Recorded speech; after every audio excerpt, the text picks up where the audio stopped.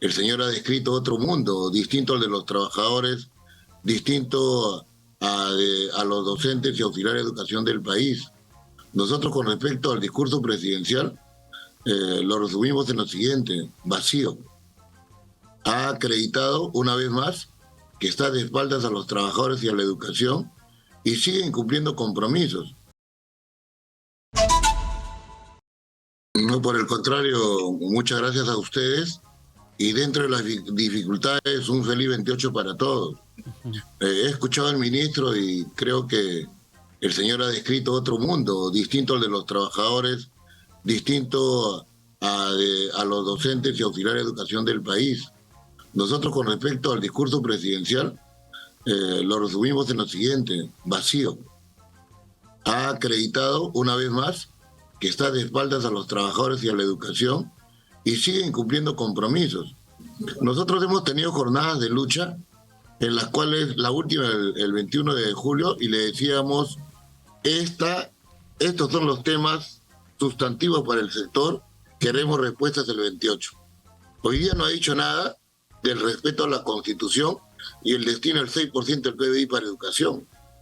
Si alguien tiene una mirada de prioridad por la educación, debe saber que el presupuesto va a permitir enfrentar sus grandes problemas. Infraestructura, por ejemplo. Y ha hablado de infraestructura y se ha comprometido a que el próximo año va a destinar 600 millones de soles. Pero previamente a eso, ¿qué dijo? Que en infraestructura hay un déficit de 111.000 millones. O sea, dice que tiene mucha preocupación por la educación y solo está destinando para un rubro fundamental y sustantivo el 0,54% del PBI, del presupuesto de educación. Es inconcebible, pero eso describe la preocupación que tiene por el sector. No ha dicho nada sobre la dignificación de maestros y auxiliares cesantes y jubilados, para quienes siempre tuvo un compromiso desde que era candidato, en el sentido de que apenas accediera al cargo, iba a mejorar sus pensiones. Hoy día no ha dicho nada sobre eso. No ha dicho nada sobre, ha dicho una gran mentira, que él ha reconocido por primera vez la escolaridad a los trabajadores. Él no ha reconocido ni ha hecho nada nuevo, lo único que ha hecho es cumplir con la ley.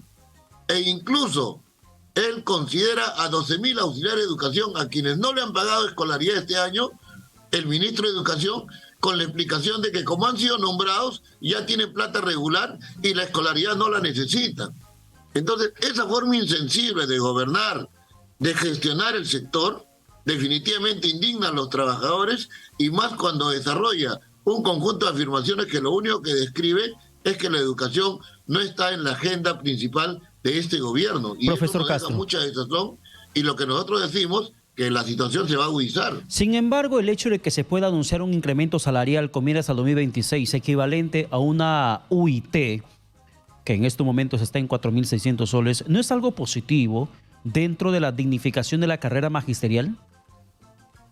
Mira, él ha dicho que una UIT va a ser al 2026. Sí. Ha hablado de un incremento sustantivo.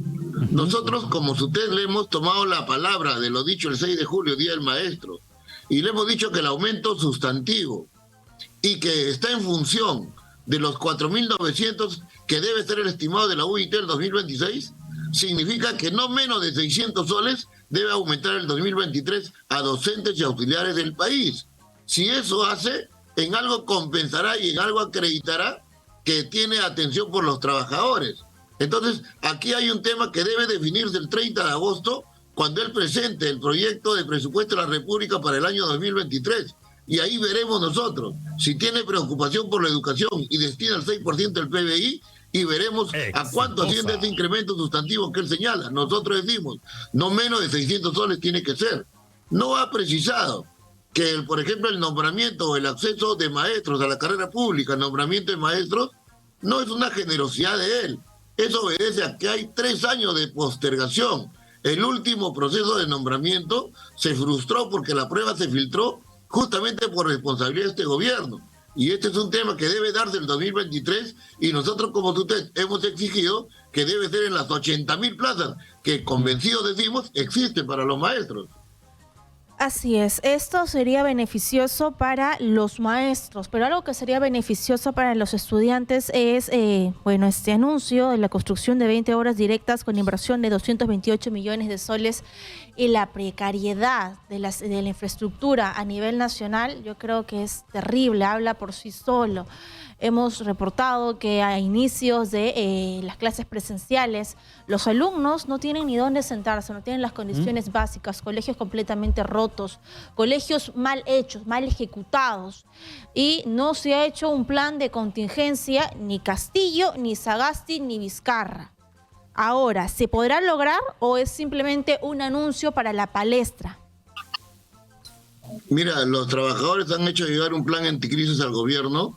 Sobre el costo de vida actual no ha dicho nada. Sobre el tema de inseguridad ciudadana no ha dicho nada. Sobre el tema corrupción no hemos escuchado nada. Y un tema central en educación, repito, es infraestructura.